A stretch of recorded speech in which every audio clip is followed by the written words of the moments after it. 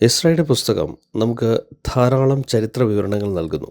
70 ആഴ്ചവട്ട പ്രവചനത്തിന് വ്യക്തത നൽകുന്ന വിവരണങ്ങൾ ഇതിൽ അടങ്ങിയിരിക്കുന്നു. പുസ്തകത്തിൻ്റെ 4-ാമത്തെ അധ്യായം യഹൂദ ജനതയുടെ കഷ്ടത വിവരിക്കുന്നു. തുടർന്ന് 5 മുതൽ 10 വരെയുള്ള അധ്യായങ്ങളിൽ അവരുടെ നേട്ടങ്ങൾ വിവരിക്കുന്നു. മീദോ-പേർഷ്യൻ സാമ്രാജ്യത്തിലെ 4 രാജാക്കന്മാരുടെ കാലത്ത് നടന്ന സംഭവങ്ങളാണ് എസ്രയുടെ പുസ്തകം 4-ാമത്തെ അധ്യായത്തിൽ വിവരിക്കുന്നത്. തുടർന്ന് 24-ാമത്തെ വാക്യത്തിൽ ദാരിവേശ് ഒന്നാമൻ രാജാവിലേക്ക് മടങ്ങുന്നു. പട്ടികയിൽ നിന്ന് കാംബേസസ് രാജാവിൻ്റെ പരാമർശം മാത്രം കാണുന്നില്ല.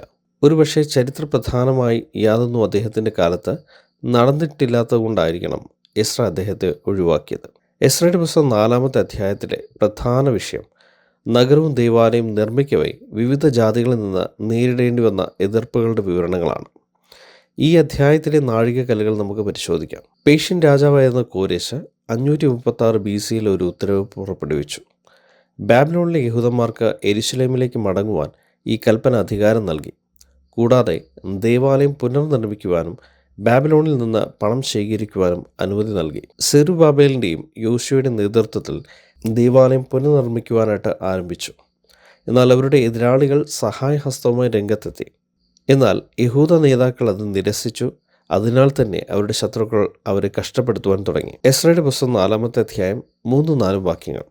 അതിന് സെരുബാബേലും യോശുവയും ശേഷം ഇസ്രായേൽ പിതൃഭവന തലവന്മാരും അവരോട്, ഞങ്ങളുടെ ദൈവത്തിൻ്റെ ആലയം പണിയുന്നതിൽ നിങ്ങൾക്കും ഞങ്ങളുമായി കാര്യമൊന്നുമില്ല.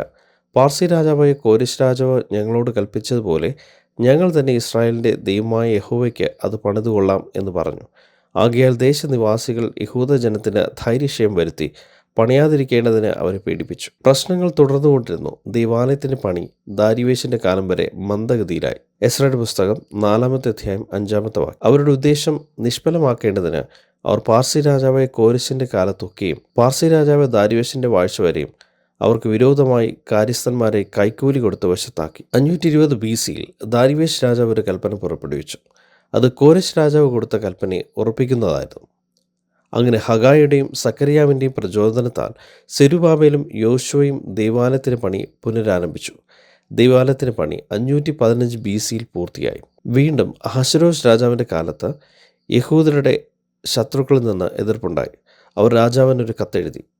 എസ്രയുടെ പുസ്തകം 4-ാമത്തെ അധ്യായം 6-ാമത്തെ വാക്യം അത് വിവരിക്കുന്നു. അഹശ്വേരോസിൻ്റെ കാലത്ത് അവൻ്റെ വാഴ്ചയുടെ ആരംഭത്തിൽ തന്നെ അവർ യഹൂദയിലും യെരുശലേമിനെയും നിവാസികൾക്ക് വിരോധമായി അന്യായ പത്രം എഴുതി അയച്ചു. ദൈവാലയം പുനർനിർമ്മിച്ച് ഏകദേശം 58 വർഷങ്ങൾക്ക് ശേഷം 457 BC-യിൽ അർത്ഥശഷ്ടാ രാജാവ് എസ്രയെ മറ്റൊരു കൂട്ടം പ്രവാസികളുമായി യെരുശലേമിലേക്ക് പോകുവാനുള്ള അനുമതി നൽകിക്കൊണ്ട് ഒരു ഉത്തരവ് പുറപ്പെടുവിച്ചു. ഇത് പ്രധാനമായും നഗരത്തെ പുനർനിർമ്മിക്കുവാൻ വേണ്ടിയായിരുന്നു. എന്നാൽ തുടർന്ന് പണി നിർത്തുവാൻ രാജാവിന് ശത്രുക്കൾ കത്തെഴുതി. ഇത് എസ്രയുടെ പുസ്തകം 4-ാമത്തെ അധ്യായത്തിൽ 7 മുതൽ 23 വരെയുള്ള വാക്യങ്ങളിൽ വിവരിച്ചിരിക്കുന്നു. രാജാവ് കത്ത് പരിശോധിച്ചു. നഗരത്തിൻ്റെ പണി നിർത്തുവാൻ ഉത്തരവിറക്കി.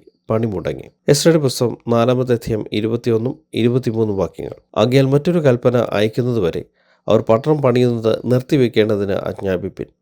അർത്ഥശഷ്ടാ രാജാവിൻ്റെ എഴുത്തിൻ്റെ പകർപ്പും രഹൂമും രായസക്കാരനായ ശിംശായിയും അവരുടെ കൂട്ടുകാരും വായിച്ചു കേട്ടപ്പോൾ അവർ യെരുശലേമിൽ യഹൂദന്മാരുടെ അടുക്കൽ ബന്ധപ്പെട്ട് ചെന്ന് ബലാത്കാരത്തോടെ അവരെ ഹേമിച്ച് പണിമുടക്കി. ഏകദേശം 13 വർഷത്തിന് ശേഷം നെഹമ്യ അർത്ഥശഷ്ടാ രാജാവ് നഗരത്തിൻ്റെ മതിലുകൾ പുനർനിർമ്മിക്കുവാനായിട്ട് യെരുശലേമിലേക്ക് പോകുവാൻ അധികാരപ്പെടുത്തി.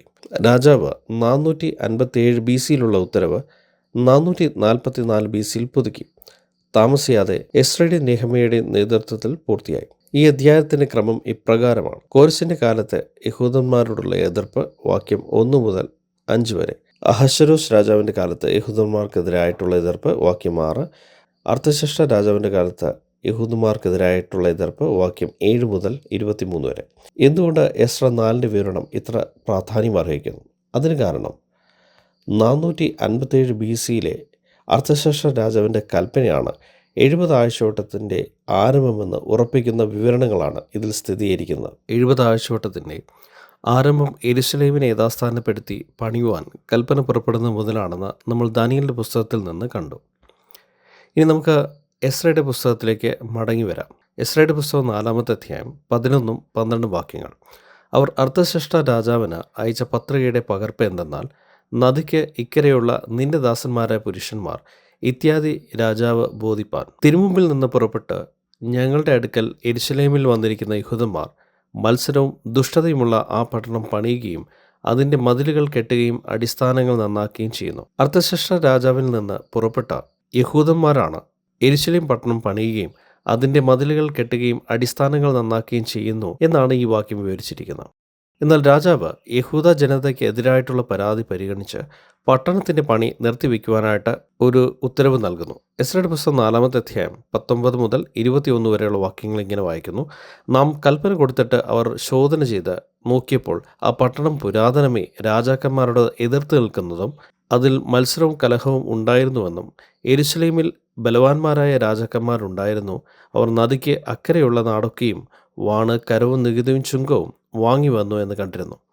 ആകയാൽ നാം മറ്റൊരു കൽപ്പന അയക്കുന്നതുവരെ അവർ പട്ടണം പണിയുന്നത് നിർത്തിവെക്കേണ്ടതിന് ആജ്ഞാപിപ്പിൻ. ഈ വാക്യത്തിൻ്റെ അടിസ്ഥാനത്തിൽ മനസ്സിലാക്കേണ്ടുന്ന ചില വസ്തുതകൾ ഇവയാണ്.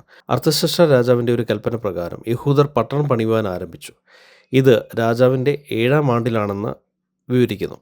എസ്രയുടെ പുസ്തകം 7-ാമത്തെ അധ്യായം 8-ാമത്തെ വാക്യം. 5-ാം മാസത്തിലായിരുന്നു അവർ യെരുശലേമിൽ വന്നത്. അത് രാജാവിൻ്റെ 7-ാമത്തെ ആണ്ടിലായിരുന്നു. തുടർന്ന് പരാതിക്കാർ കത്തയച്ചപ്പോൾ രാജാവ് പണി നിർത്തിവെച്ചു, മറ്റൊരു കൽപ്പന വരെ എന്നാണ് തിരുവചനം വിവരിക്കുന്നത്. അപ്പോൾ പണി പൂർത്തിയായിട്ടില്ല എന്നതാണ് സ്പഷ്ടം. പിന്നീട് 444 BC-യിൽ രാജാവ് മുടങ്ങിക്കിടന്ന പണി തീർക്കുവാൻ നെഹമ്യാവിനെ പറഞ്ഞേൽപ്പിക്കുന്നു. ഇത് രാജാവിൻ്റെ 20-ാമത്തെ ആണ്ടിലാണെന്ന് തിരുവചനം വിവരിക്കുന്നു.